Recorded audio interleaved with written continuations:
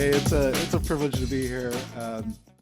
Yeah, yeah, Rod and I, we go way back, almost a week now. So Thank you. thank you for trusting me. I guess because of his relationship with Crystal Parker, the president of the U.S. Christian Chamber of Commerce. I mean, there was some built-in trust, right?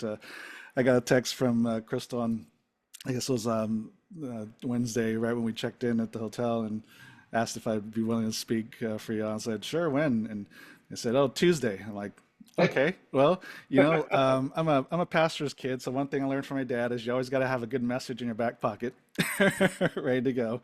But then when I talked to Rodney on Thursday, just kind of sensing what he wants and the group and all that. He just said, just share your story. And so I said, I can do that. That's pretty easy. And I can kind of interweave some of the lessons I've learned from a kingdom perspective, working both in corporate and also in my own business and helping other businesses thrive. I put the link into our website right on the chat there, but I'll go into my story a little bit and also titled this talk, even though we're kind of just riffing a little bit, but I did take some notes, but it's going to be based on my story, but I did title the talk about success to significance to succession. So I think we've all kind of heard the term or the phrase success to significance, taking going from what's defined as worldly success to making significance, making an impact, especially when you talk about, you've kind of already thrown out, how God is using us, how God wants to use us in the marketplace. Right. So that's the significance part. How do you go from just making money and climbing up the corporate ladder or building your business to making an impact? But then I threw the last word in succession, because we don't want to build something, make an impact, and then it just dies with us, that we want to hand it over to the next generation. Even as business owners or leaders of a company, how do you transition your DNA and impact you're making to the next generation? So just like your business should succeed, so go even to greater strides in the next generation, so should the impact that you make. And so I'll kind of unpack this a little bit from some of the things I've learned, both experientially and also through others. But first, I'm a pastor's kid. Like I said, I grew up in Hawaii, but we actually moved away from Hawaii actually quite young. I was about 9 years old. My dad felt called to go back to Washington State, where he went to Bible college, and but what happened was, along the way he stopped in San Jose to visit some friends, while my mom and my sister and I stayed back in Hawaii to wait for the green light to come out.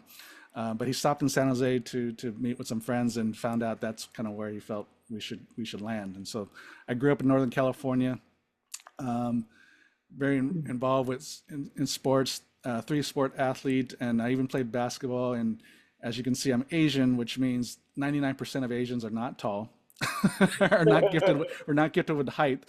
But fortunately, in basketball, there is a position for me. It's called point guard, right? So I just had to make sure I knew I could shoot. I was pretty quick, and I had pretty good, decent vision to pass the ball and make other people succeed, right? So. Three-sport athlete, and I was an introvert, so that was actually my outlet and way to make friends, was through sports. It was really hard for me to approach, and we kind of moved around a lot too. So every time I'm moving to a different place, a different school, trying to make friends was difficult, but I was able to do it on the playground, and then ultimately through organized sports, because I could hold my own. Um, and so that was kind of my outlet. That's how I kind of made friends, built my network, built my community. And then in school, of course, I did pretty good in school.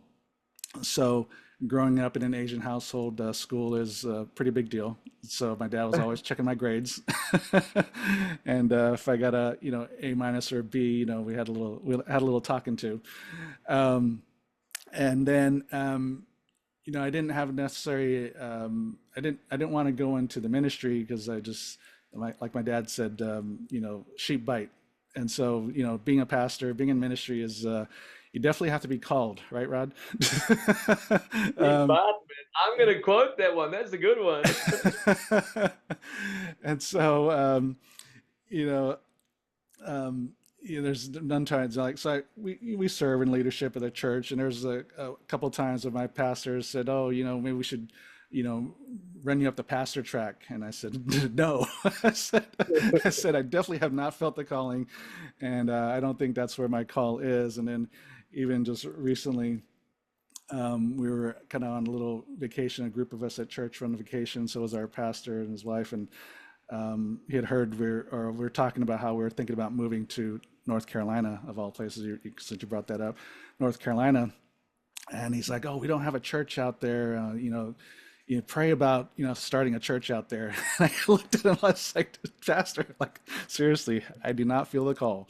And I definitely know, in that's one career choice you definitely better be called, because it's not easy. But I do feel, and you'll hear this. I do pastor in the marketplace, with the people that we serve, our clients, and the people that we serve, our vendors. But I took my dad's advice about, making sure just get good grades and stay out of debt and get a good job, go to good school, get a good job. And so, kind of went the marketing route, got a degree in marketing, and then spent basically 25 years in Fortune 500 companies. With Coca-Cola was my first gig out of college. And so it was right when they launched Powerade, and then the World Cup was in town. And being in the Bay Area, Stanford Stadium was one of the World Cup sites. So I got to dip my toes into event marketing too, along the way, just by de facto, because it was all hands on deck when the World Cup was in town. And so I went everything from hooking up equipment at Stanford Stadium to doing some event marketing to everything under the sun that year. So I had a lot of great experience that launching a major brand and being in event marketing. But then really felt the pharmaceutical industry was where I wanted to set my feet. So that's where I spent the bulk of my career in marketing and sales, all in marketing and sales capacity. But the bulk of my career was actually in the pharmaceutical industry.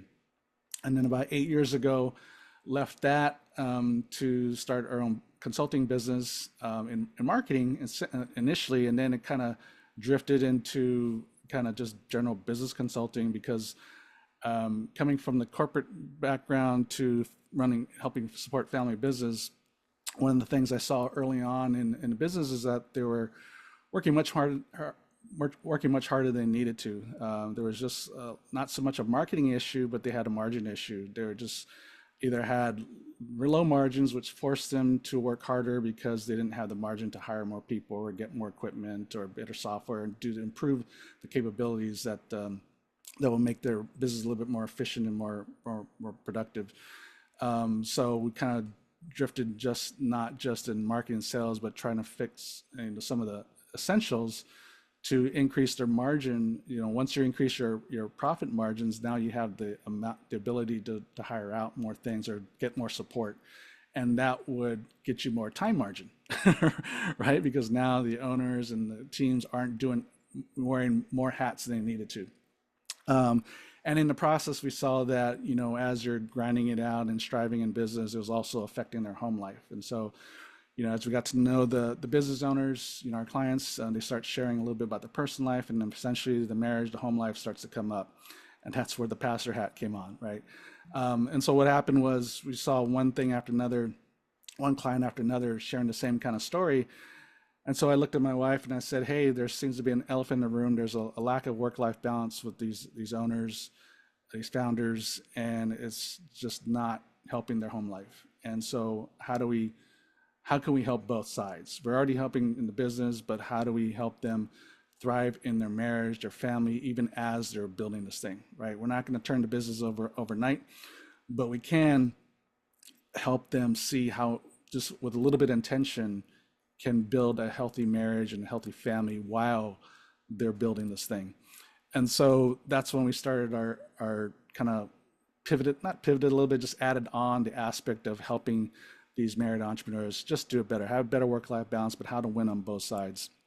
And that's where I felt, going from the corporate life of success to significance, I saw that's kind of where, that this phase of my life is where it's at. But even while I was in the corporate life, saw, as I was chasing the dollars and going up the corporate ladder, doing the things my dad said I should do, one of the things I saw early on, even in Coca-Cola, was I remember I was sitting in a sales room one afternoon, watching the salespeople and the management, managers just kind of walking by, and I was just kind of observing, and as an introvert, that's kind of how I learned, was through observation, because I was always afraid to raise my hand to ask questions from the teacher. So I was always kind of pretty observant. And so one of the things I just noticed was, here's, everybody's trying to succeed, and here we got some of the, high, very successful salespeople and managers and all that. And yet I also knew that a lot of them were struggling on the personal life. And they're also unhealthy too, both physically and as well as mentally. And I remember, and I'm thinking, and some of these people have been around for 20, 30 years, and I'm like, is that what I want? Mm. I'm just sitting in the sales room, just questioning. I was like, is this what I want? And um, probably, I don't know, few months later, I remember sitting in the branch manager's office, and it was about 5 o'clock, 5:15 at night, and there's a few of us in the office, and we're just talking, just kind of blowing off steam. And then the regional manager kind of hops by. The regional manager's office happened to be in our branch as well, and he's walking by and he's leaving. He's like, he pops his head in and say, "Hey, gents, have a good evening." And so I just knew he was wanted to be home, always wanted to be home for his family, wanted to be home for dinner. And so I just remember as he left, the branch manager kind of made a snide comment about, what a loser. He's going home early, early. I mean, it's 5:15, but early because, the expectation around there was to put in 12 hours a day. You come in very early and you leave very late. I mean, at least that's how the branch manager works. And so, here he is make this comment about our regional manager and, call him a loser and kind of, insinuating lazy or whatever. And yet I'm thinking, well, he's obviously, you know, excelled. He's your boss. He's this guy. He's my boss's boss. He's my manager's manager, and yet you call him a loser, and he's obviously succeeded. But yet he also seemed to have his priorities straight about what was important for him. And so here I'm thinking, first questioning, is this what I want? The success I want? How people are trying to achieve success? And then here I see kind of the two sides of someone that's just grinding it out versus someone who succeeded by any measure, but yet is prioritizing family over that kind of success. And so that's when I started to really think, okay, you can succeed, both in a career or whatever, but you can also maintain your priorities. And so I really started to want to be very intentional about that. And about 5 years into our marriage, we had just moved down to Pasadena here, and I was married 5 years to my childhood sweetheart. We met actually in a church camp when I was 12 years old. And so she was 10, and that's when we met. So pretty much grew up with her, and she came out for my college graduation, and that's kind of when we started to officially date. Um, we got married a few years later, and then I was in the pharmaceutical industry at that time, and we just relocated down here to Pasadena to be closer to her family. And I was in the pharmaceutical industry. I was in my second company, but I was just really starting to gel. The career starting to really take off. I felt I was where I wanted to be. Career's taking off. We just bought our first home, got our first puppy, and everything.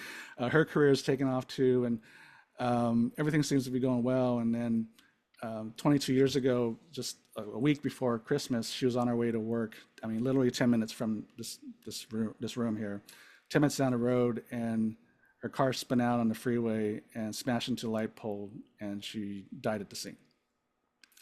And so I didn't know anything about it. Of course, it was when it happened, and it was Oh, not till that evening when I came home when the coroner was waiting for me to tell me the news.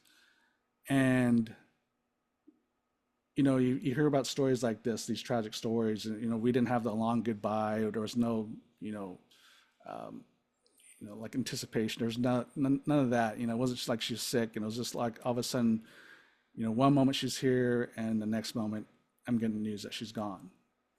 And of course, my world just turned upside down.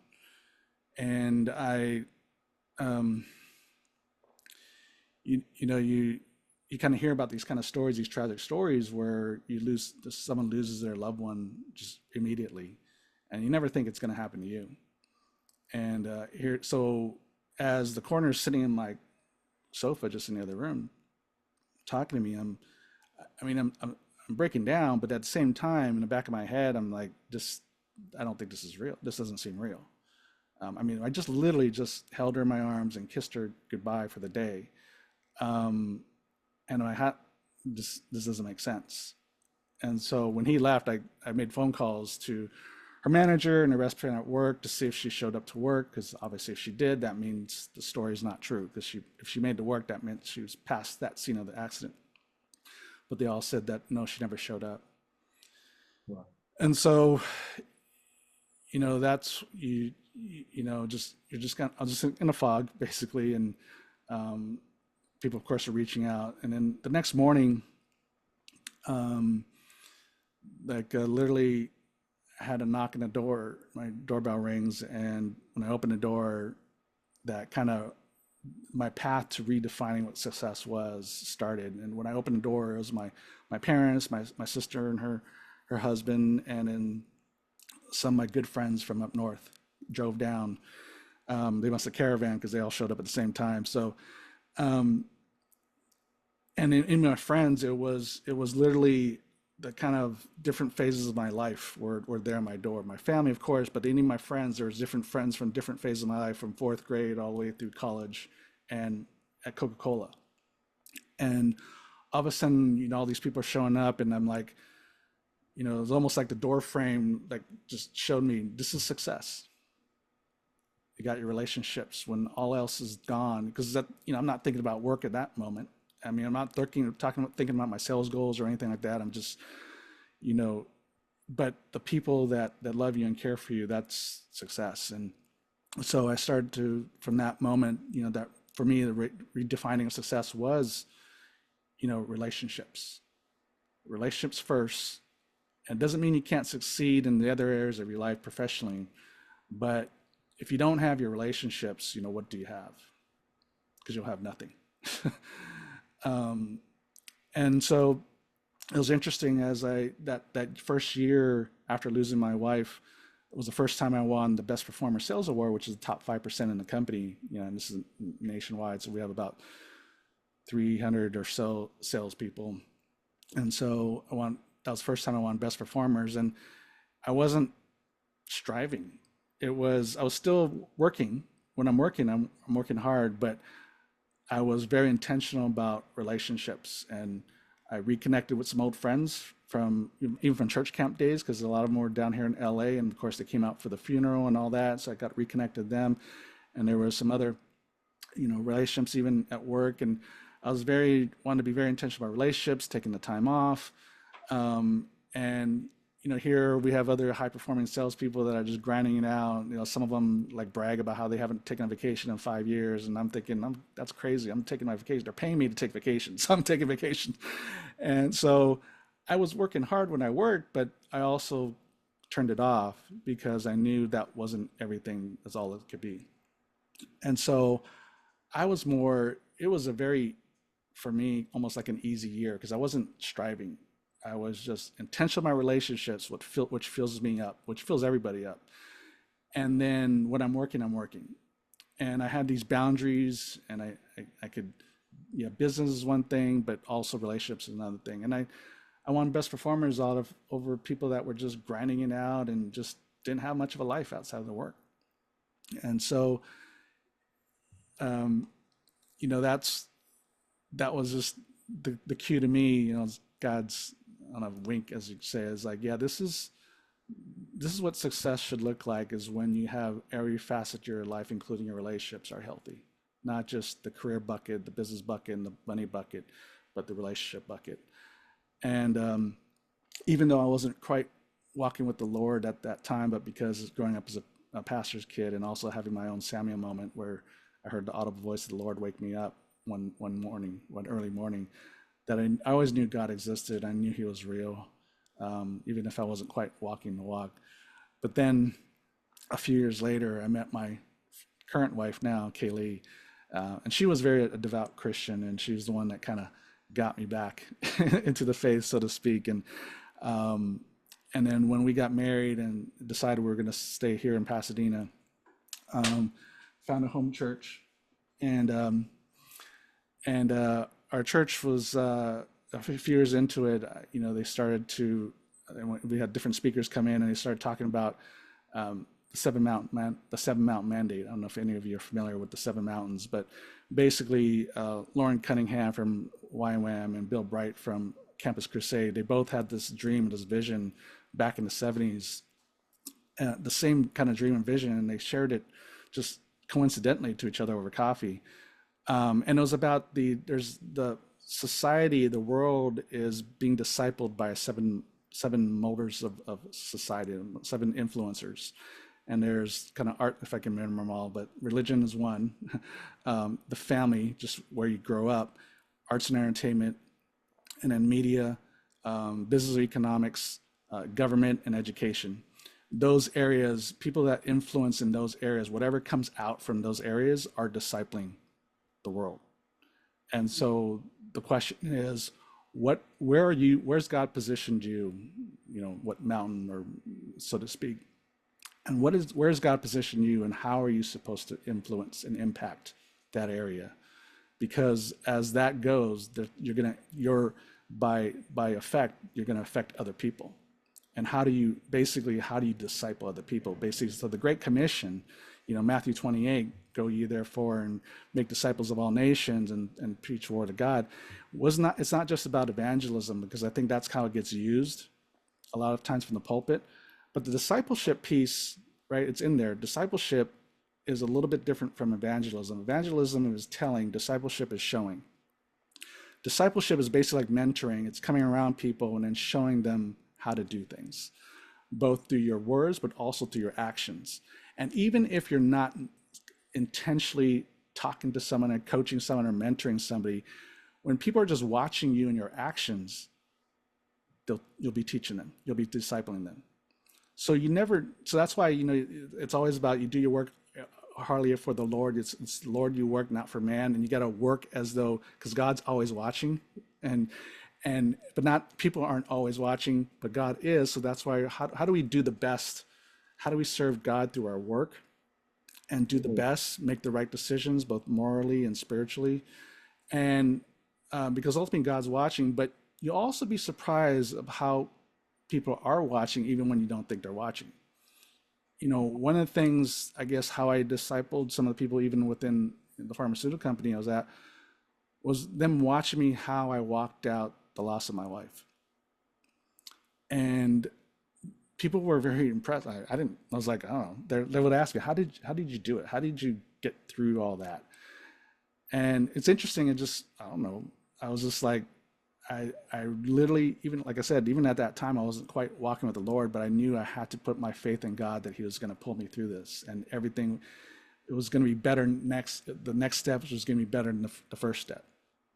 And I just had this peace about me, and that doesn't mean I didn't cry and break down, in my moments in the shower or driving down the freeway, and I would just start breaking down for no apparent reason.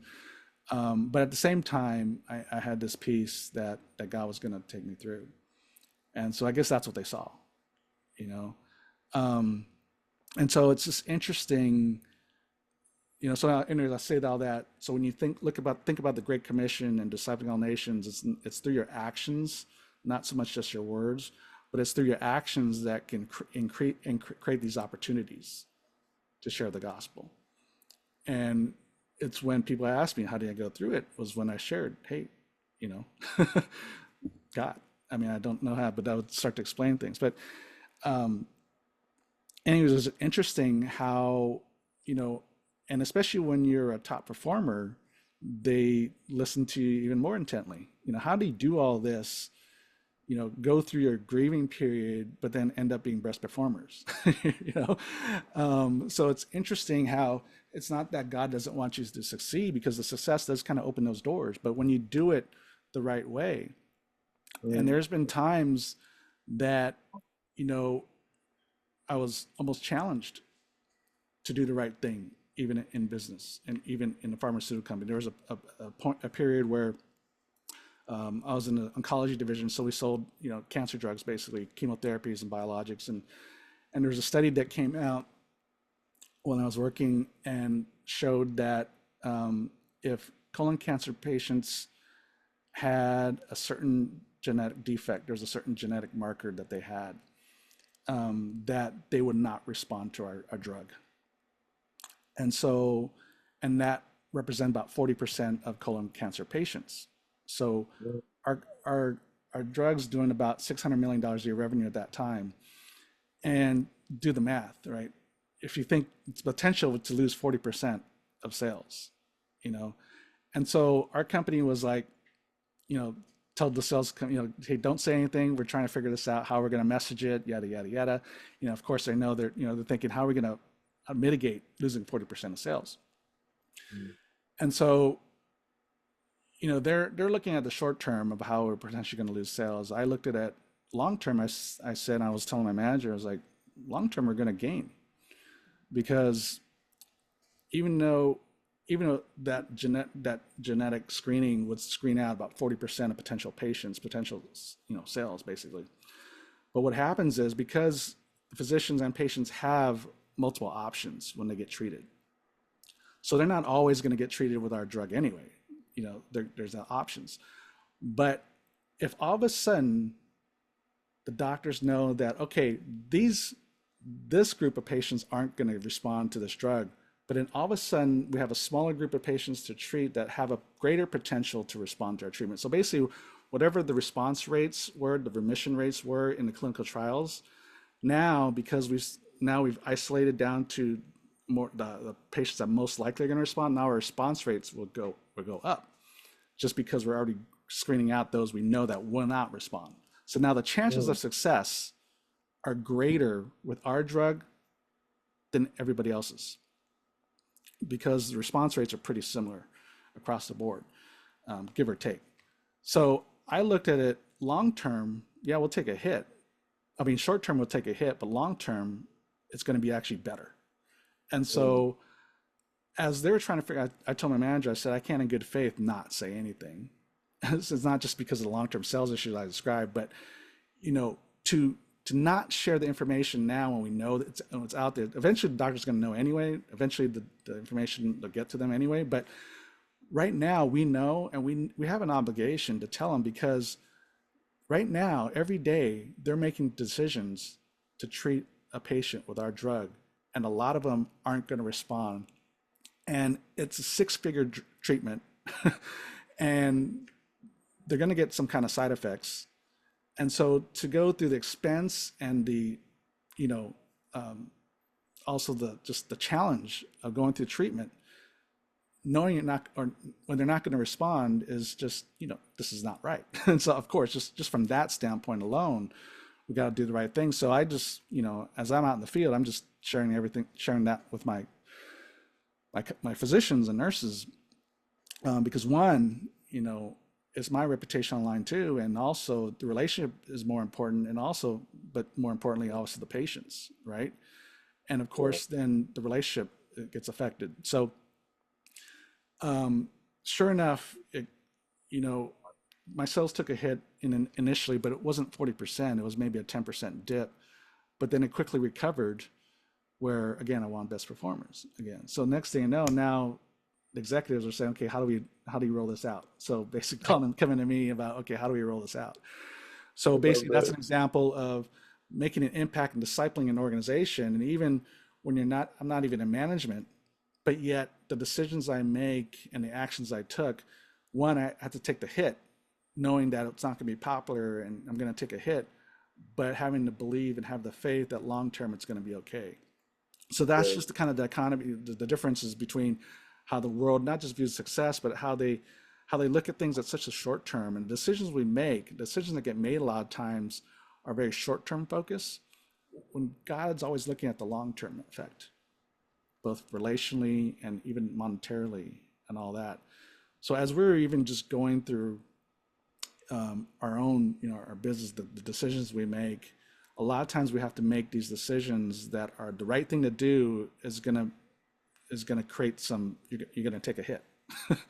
Sometimes there's no way around that, right? Yeah. But the true, that's where that faith in God, that, hey, I'm gonna take a hit, but this, number one, it's the right thing to do, and I know God's gonna pull me through. In the end, it's gonna be not okay, but it's gonna be great.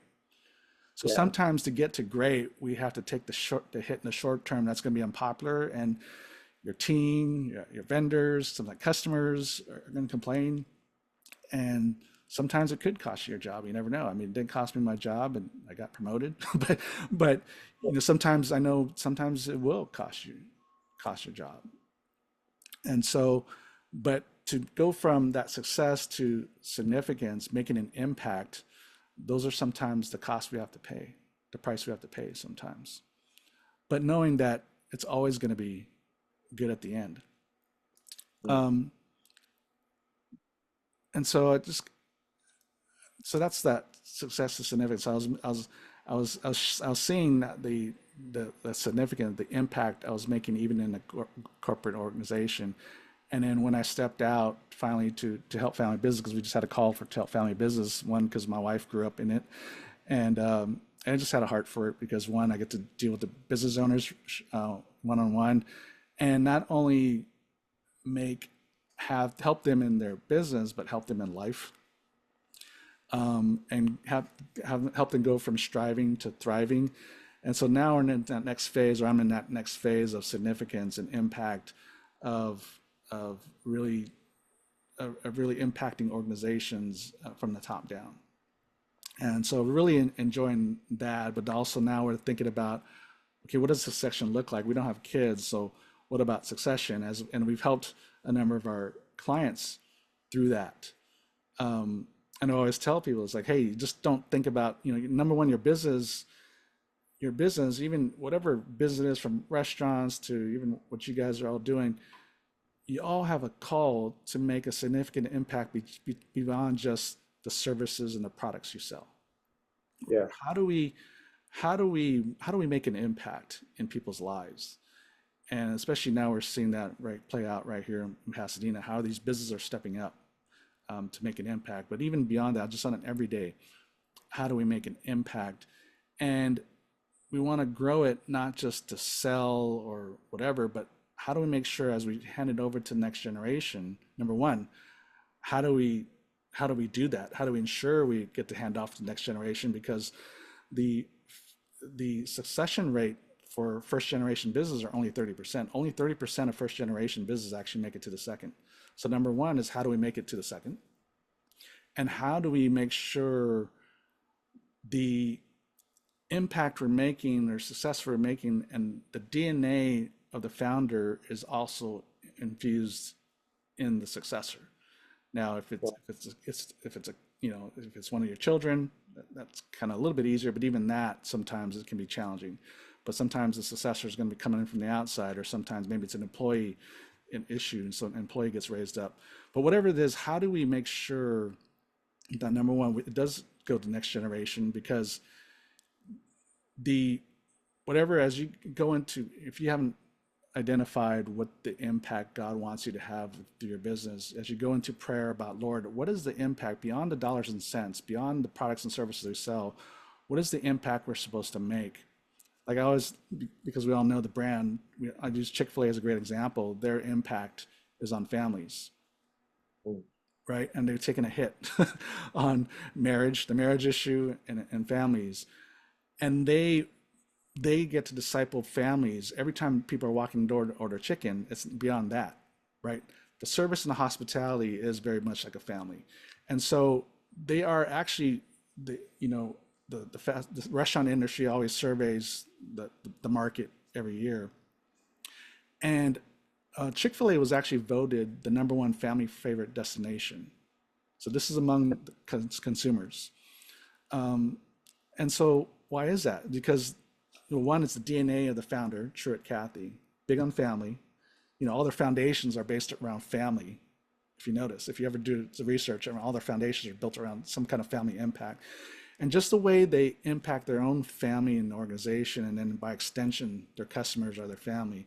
They're basically their brand almost is family, right? We always look at the faith component, but when you look at it from a very practical level, their brand is basically family, and it shows up in how they do business, and it's showing up in survey results, and then it shows up in the bottom line. Because think about it, in the fast food industry, majority of the tickets, the transactions are for one person. But in a Chick-fil-A, the average transaction is around 2.3 people. So which means they're Wow. bringing people in, right? So why can they outperform every other business in the industry by being closed on Sundays, which represents about 18% of revenue for most fast food restaurants, yet they double sales, double profits over even companies like McDonald's? Is because their average sale is just much higher than everybody else. So they do more in a shorter period of time. And I don't know how much they envision that, but just by doing the right thing, right, leading with your values shows up in your bottom line. You're making an impact, but you're also doing business. So, anyways, I'm just gonna leave that here. As you're thinking about significance and impact, and thinking about succession, how do you ensure succession? Because number one, the business that God has put in your lap, even if you're working for the company, their succession might be the person that takes your seat, right? But as you're thinking about this, whatever it is, whatever God has called you in this business, the ultimate, I guess, vision, fulfillment of the vision, even if you haven't seen it all yet or God hasn't quite revealed everything as, God's got a plan, right, for your business, but it's always multi-generational for your life, right, through generations, but even for your business. And so, but just know this is that whatever the ultimate goal and vision that God wants for the business, that you're not going to be around to see it, much like David and Moses, right? David had the vision to build the temple. Moses was called to lead the Israelites into the promised land, but neither of them saw the fulfillment. It was the next generation. So the first generation is, right, as you've heard, is kind of your ceiling is the next generation's floor. And so a big part of your purpose as you're building this business is to provide the right stepping stones for the next generation to succeed and see the ultimate fulfillment of whatever God's placed for the business. And so I'm just going to stop right here and just take questions or have a conversation, and I can stay a few minutes after too. Wow, I just want to begin by saying, wow, wow. You've got me almost speechless, which never happens, just so you know that. So just firstly, Robert, thank you for just being faithful through hell and back. I mean, bearing a spouse in that kind of traumatic scenario and just watching you lead us and be so faithful to God's calling in your life right now, and even in a pastoral sense. Thank you. Thank you for doing that. I got tons of questions, but I'm going to swing around the group real quickly, and then we can dip back into some questions here. But what are some of the questions, or what are some things that resonate with you guys in the conversation here? What are some things that disrupt you? What are some questions that you guys have for Robert?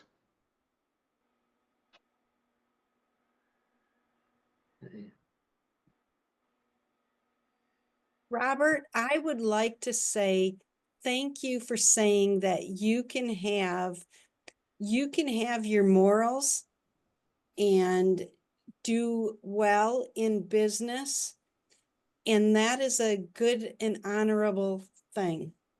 And You're welcome. You're welcome. I love it. That's good. You're welcome.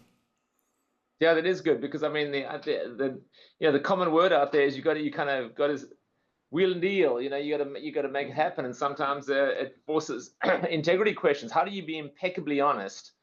In what you do. I mean, even to the point where it costs you. So that's great. Wow. Yeah. Some other thoughts and comments. Hey, Robert, this is Eric. Thank you for sharing. It touched me. I think all of us, not all of us, but a lot of us had trauma in our life that changed us. I used to be in the transparent armor building ballistic glass, and my nephew died in Iraq.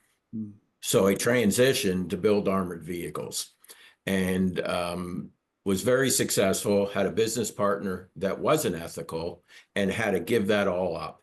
and go back down and start back up. And as Rodney knows, one of our sayings at the Armor Group was, what were we, Rodney? We were going to be the Chick-fil-A of the armoring world.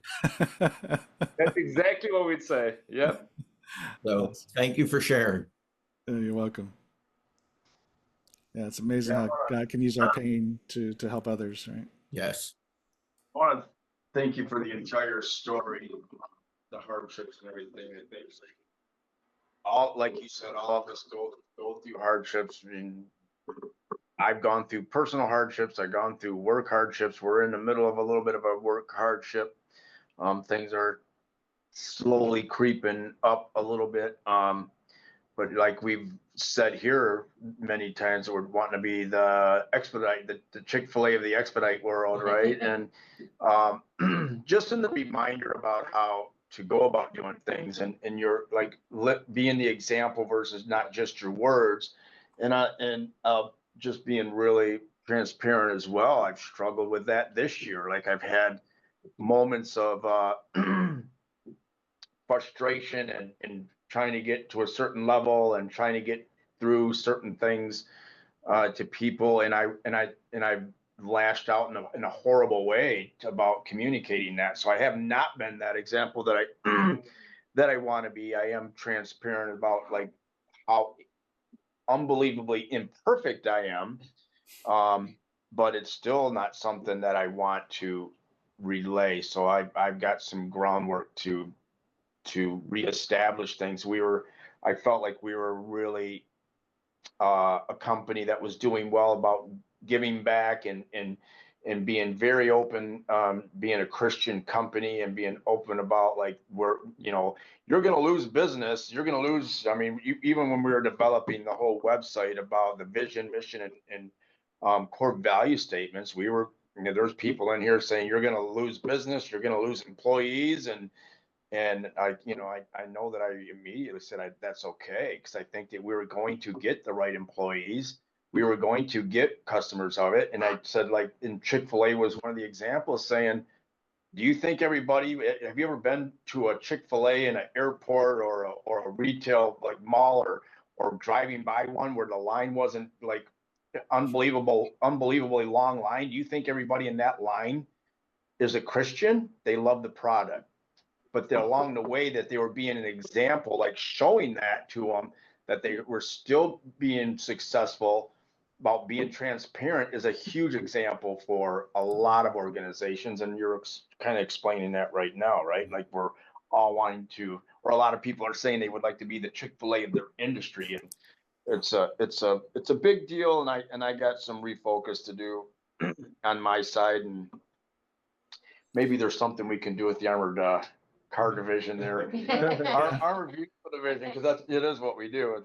With transportation supply, we do a big supplier with trains. Well, we're doing something with trains, but we're keeping lines moving for Ford, GM, Chrysler, Toyota. So it's just kind of what we do. Oh, well, thanks for sharing. I mean, I want to bring it back to you too, just like to be able to share your story and to be open about it. That's what inspires people, inspires me. I love hearing people's stories, because when I hear people struggle and other things and talks in life, I bring up stories like yours too. This is what this individual went through and this is how they came out of it. So I appreciate it. Thank you. You're welcome. And thanks for sharing you, and how imperfect you are. we all are, right? And so I think too, whenever I face those challenging, moments of conversations and all that, and I'm sure you probably do too, but I always just take it to prayer and I always ask, Lord, what am I supposed to do in this moment? When we're having disagreements or when people can't quite understand me or when we get so frustrated, right? When we're not, the communications just seems to be falling on deaf ears, or we're just not connecting. I had an interesting scenario play out. It was one of my physicians, and I would take doctors out for lunch every now and then. And there's one doctor we'd go out for lunch quite frequently. And I remember one time at the end of lunch, Now, I'm in a Fortune 500 company, sharing your faith is not the thing you're supposed to do. You can definitely lose your job over this. So, but we're having lunch. At the end of lunch, the doctor goes, "How can you believe in God? You're a smart guy. How can you believe in God?" And I'm like, well, that came out of left field. I mean, we've never had a talk about faith or anything like this. And I'm like, number one, how does he know I'm a Christian? Because I'm never, I'm not, I don't proactively say that. I mean, but it probably came out in conversation, like, hey, how was your weekend? Oh, with the church, my family, this, that, whatever, probably just came out that I went to church. But anyways, he just kind of blurred this out. And so we ended up having these debates about evolution versus creation, right? And multiple times over lunches. And so every time after lunch, I remember I'd go home after I get home, and I always research evolution just so I can poke holes in the argument and all that kind of stuff. So we'd have these debates. So that's about several of them. And so one time I'm heading to lunch to meet him, and I'm like, okay, Lord, obviously this ain't working. Having a debate, having these conversations, trying to change someone's mind is not going to work, right? And so I'm like, what do I do with this? I mean, obviously he's open because he keeps bringing it up. And he's a self-proclaimed atheist, right? And he keeps bringing this up. So obviously he's open. He wants to have this conversation. And so I just felt the Lord just said, just ask him what happened. And so I said, okay. So we have lunch, true to form. We have lunch. We talk business, small talk, whatever. At the end of lunch, he brings up the whole evolution thing again. So I asked, okay, doctor, what was it that caused you not to believe in God? And because I was always of the opinion that there's no such thing as a true atheist. I just think there's someone always had a moment or something happened. And so he says, well, he grew up in Iran, and he says, when I was a kid, I had a dream that the Shah of Iran was killed and dragged in the street. And he said a week later, I saw it play out on TV. And so I'm looking at him and trying to do everything I can not to laugh in his face, because I'm thinking, he just had a prophetic dream. It's like, and we talked about how science can't prove God. Anyways, all this stuff. And I'm like, science can't prove the dream he had. I mean, how do you have that, right? I mean, this is something obviously he knows is real because it happened, but also this is definitely a spiritual moment. And so, and he said, why would God give a kid like this a dream? I can't warn anybody. No one's going to believe me. I'm just a kid. And so I'm just looking at him going, okay, so you're not an atheist. And I'm thinking, okay, so I said, doctor, I don't know exactly why, God gave you this dream, other than I know just in general, God's always talking and warning. And as adults, we have too many biases to really hear clearly sometimes from the Lord. But as kids, we're so innocent that we're more susceptible to God speaking. And so I just said, when you're ready, just ask God to reveal himself, and I'm sure he will. And he just kind of had this look, and he's like, okay. He wasn't ready right now, but he's like, okay. And I knew he was being sincere. He's okay. And so I left the company shortly after that. So I never had a follow-up with him. But I always kind of wonder, whatever happened. And all that to say is, it was through my actions of having good relationships, being ethical, showing wisdom too, but it opened the door, even in an environment where I can't proactively share the gospel, but through my actions, it opened the door. And I've had a number of these with colleagues and all that, how just the door gets open, and once they ask, then there's no violation of company policy because they ask. As long as I don't initiate it, right? When they ask, even if it's a customer, it's fair game. And so, again, number one was, when you get frustrated, hey, we're having these conversations, not going anywhere. Number one, it's like, okay, I'm trying to do everything on my own power. So, Lord, what am I supposed to do? Not just what am I supposed to say, but what am I supposed to do? Because a lot of times, sometimes we just have to lay down our argument, even when we're right.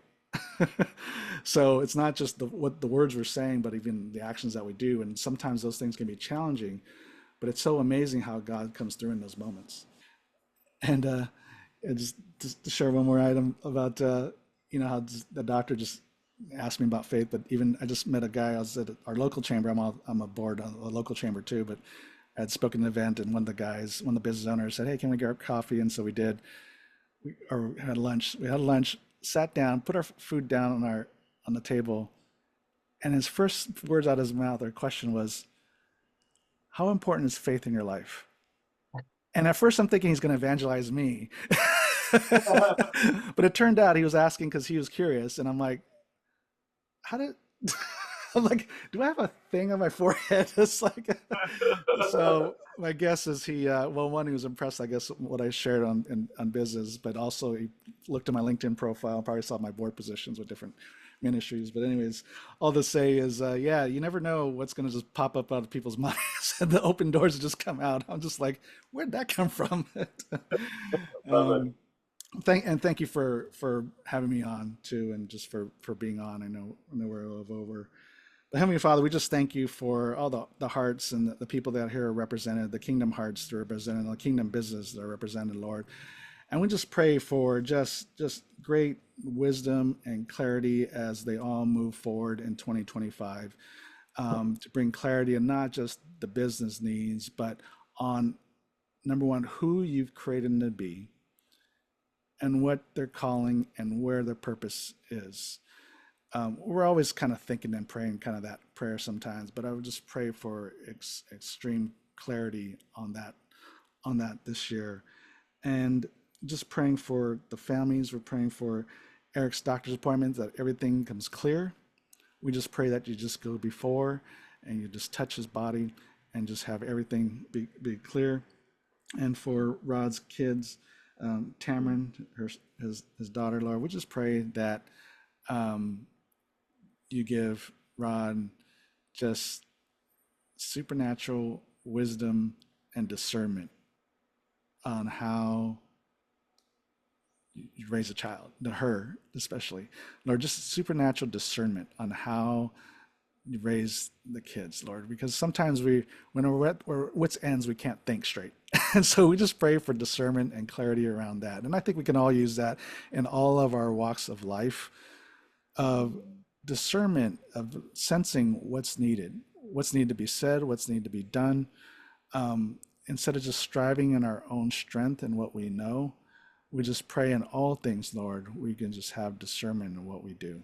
And so as we pray over all these needs, just over unity of the country and just the kingdom commerce of how we plant these chambers, and as these people in charge of the local chambers, Lord, how they lead and build their organization locally and how they're supposed to serve their local kingdom business community, Lord. So we just pray for just leadance and guidance on every aspect of this. And we just thank you for this group, Lord. Just pray prosperity and strength of relationships with each other and with their families and their friends. And we just pray just great just growth and prosperity over their business, their wealth, and their relationships. And we just thank you for all these things in Jesus' name. Amen. Thank you so much, guys. If you